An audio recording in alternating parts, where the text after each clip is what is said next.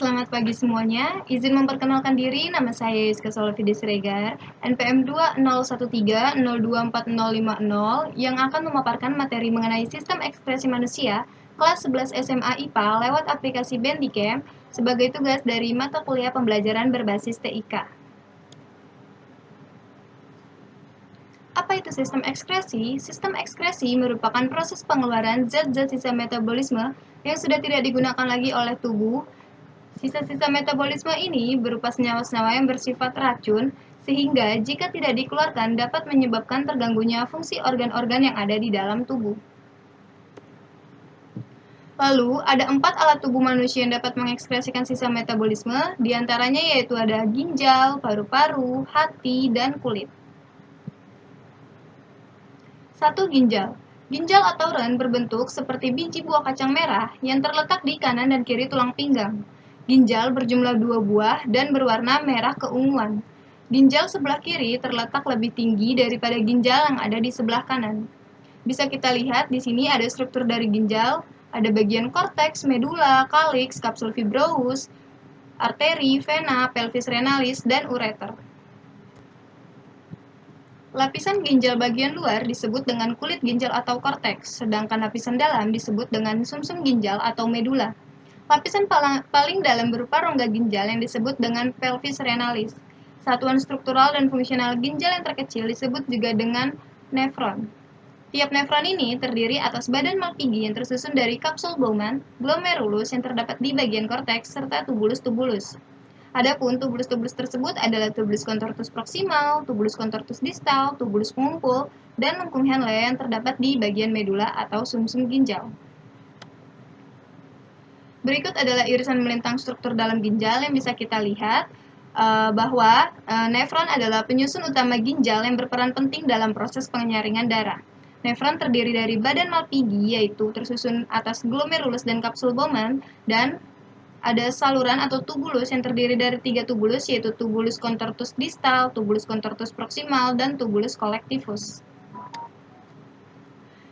Lalu di sini juga ada 3 tahap proses pembentukan urin dalam ginjal yang bisa kita lihat bagian dari sini, yaitu ada filtrasi, reabsorpsi, dan tahap yang terakhir yaitu ada augmentasi. Tahap pertama itu ada filtrasi atau penyaringan. Filtrasi terjadi di kapsul Bowman dan glomerulus, yang dimana prosesnya dimulai ketika darah masuk ke glomerulus, tekanan darah menjadi tinggi sehingga mendorong air dan komponen-komponen yang tidak dapat melewati pori-pori endotelium kapiler, glomerulus, kemudian menuju membran dasar dan melewati lempeng filtrasi, lalu mereka masuk ke dalam ruang kapsul Bowman. Hasil filtrasi sendiri yaitu berupa filtrat glomerulus atau urin primer. Tahap yang kedua adalah reabsorpsi atau penyerapan kembali. Reabsorpsi terjadi di tubulus contortus proximal, lengkung Henle, dan sebagian tubulus contortus distal. Tahapannya dimulai ketika urin primer masuk dari glomerulus ke dalam tubulus contortus proximal. Kemudian terjadi reabsorpsi glukosa dan 67% ion Na+. Selain itu juga terjadi reabsorpsi air dan ion Cl- secara pasif. Bersamaan dengan itu, filtrat menuju lengkung Henle, yang dimana pada lengkung Henle terjadi sekresi aktif ion Cl- ke jaringan yang ada di sekitarnya. Reabsorpsi ini kemudian dilanjutkan di dalam tubulus contortus distal dengan hasil reabsorpsi berupa urin sekunder yang mengandung air, garam, urea, dan pigmen empedu yang berfungsi untuk memberi warna dan bau pada urin. Tahap yang ketiga yaitu ada augmentasi atau pengumpalan, di mana urin sekunder dari tubulus contortus distal akan turun menuju tubulus pengumpul. Pada tubulus pengumpul ini masih terjadi penyerapan ion Na+, Cl- dan urea, sehingga terbentuklah urin sesungguhnya. Dari tubulus pengumpul ini, urin dibawa ke dalam pelvis renalis. Lalu dari pelvis renalis, urin mengalir melalui ureter menuju vesika urinaria atau kantong kemih yang merupakan tempat penyimpanan sementara pada urin. Hal yang mempengaruhi produksi urin yang pertama ada suhu. Jika suhu internal dan eksternal naik di atas normal, maka kecepatan respirasi akan meningkat, yang menyebabkan pembuluh kutaneus melebar, sehingga cairan tubuh berdifusi dari kapiler ke permukaan kulit. Di samping itu juga, peningkatan suhu dapat merangsang pembuluh abdominal mengerut, sehingga aliran darah di glomerulus dan filtrasi akan turun, yang dimana meningkatnya reabsorpsi dan berkurangnya aliran darah di glomerulus dapat mengurangi volume urin. Hal yang mempengaruhi kedua yaitu ada zat-zat diuretik, contohnya seperti kopi, teh, dan alkohol yang akan menghambat reabsorpsi ion natrium. Sebagai akibatnya akan terhambat dan volume urin akan meningkat. Pengeluaran urin secara berlebihan disebut juga dengan diuresis. Yang ketiga ada volume larutan, yang dimana volume larutan dalam darah berpengaruh juga terhadap produksi urin. Jika kita tidak minum air seharian, maka konsentrasi air di darah akan menjadi rendah. Gangguan pada ginjal pertama ada nefritis, yaitu kerusakan bagian glomerulus ginjal akibat alergi racun kuman yang disebabkan oleh bakteri Streptococcus. Nefritis ini mengakibatkan seseorang menderita uremia dan oedema, yang dimana uremia adalah masuknya kembali asam urin dan urea ke dalam pembuluh darah. Sedangkan oedema adalah penimbunan air di kaki karena reabsorpsi air yang terganggu. Kedua ada batu ginjal, yaitu terbentuk karena pengendapan garam kalsium di dalam rongga ginjal, saluran ginjal atau kantong kemih. 3. Ada albuminuria, yaitu ditemukannya albumin pada urin. 4. Glikosuria, yaitu ditemukannya glukosa pada urin. Gangguan kelima yaitu ada hematuria, yaitu ditemukannya sel darah merah dalam urin. 6. Ada ketosis, ditemukannya senyawa keton di dalam darah.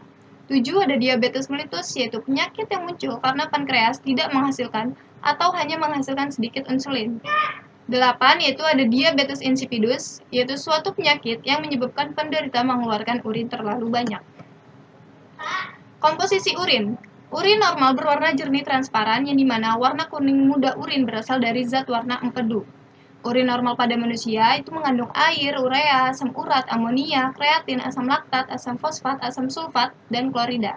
Terdapat pula garam-garam, terutama garam dapur dengan zat-zat yang berlebihan di dalam darah. Fungsi ginjal. Di sini ada 4 fungsi ginjal, diantaranya yaitu membuang sisa metabolisme dari tubuh, mengatur keseimbangan air dan garam di dalam darah, membuang zat-zat yang berbahaya bagi tubuh, mengatur tekanan darah dalam arteri dengan mengeluarkan kelebihan zat-zat asam atau basa. Proses dialisis darah. Proses dialisis darah adalah metode untuk memisahkan molekul berdasarkan ukurannya. Mesin ini bekerja layaknya sebuah ginjal yang membersihkan darah melalui cara difusi sederhana. Selanjutnya, alat ekskret yang kedua yaitu ada paru-paru. Ekskret dari paru-paru adalah karbon dioksida dan air yang dihasilkan dari proses pernafasan, di mana ketika menghirup udara, paru-paru akan memasukkan oksigen, kemudian mengeluarkan karbon dioksida beserta uap air. Udara yang masuk melalui hidung akan masuk juga menuju trakea melalui tenggorokan. Lalu dari sana udara akan dipilah ke saluran-saluran udara atau bronkus dan memasuki paru-paru. Alat ekskresi yang ketiga yaitu ada hati. Hati atau hepar mengekskresikan kurang lebih setengah liter empedu setiap harinya, di mana empedu berupa cairan kehijauan yang berasa pahit dengan pH sekitar 7 sampai dengan 7,6, mengandung kolesterol, garam mineral, garam empedu serta pigmen yang disebut dengan bilirubin dan biliverdin. Empedu sendiri dikeluarkan ke usus halus untuk membantu sistem pencernaan. 4. Ada kulit. Kulit atau integumen mengekskresikan keringat. Keringat manusia terdiri dari air, garam-garam, terutama garam dapur, sisa metabolisme sel, urea, serta asam. Kulit integumen terdiri dari 2 bagian, yaitu epidermis dan dermis. Epidermis atau kulit ari, 5 lapis epidermis yaitu stratum basal, spinosum, granulosum, lucidum, dan stratum corneum.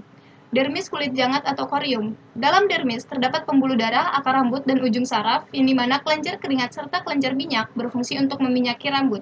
Kerja kelenjar keringat sendiri berada di bawah pengaruh pusat pengaturan suhu badan dari sistem saraf pusat dan enzim bradikinin. Pengeluaran keringat yang berlebihan pada pekerja berat mengakibatkan banyak garam hilang dari darah yang mengakibatkan kejang dan pingsan, merahnya warna kulit akibat pembelebaran pembuluh darah di lapisan dermis. Penyempitan pembuluh darah juga dapat menyebabkan kulit menjadi pucat. Kulit sendiri berfungsi sebagai pengatur suhu tubuh, tempat penyimpanan cadangan makanan berupa lemak, pelindung untuk mengurangi hilangnya air dalam tubuh, melindungi tubuh dari gesekan, penyinaran, panas, zat-zat kimia, dan kuman-kuman. Itu saja yang bisa saya sampaikan mengenai sistem ekskresi manusia lewat aplikasi Bandicam. Sekian dari saya dan terima kasih.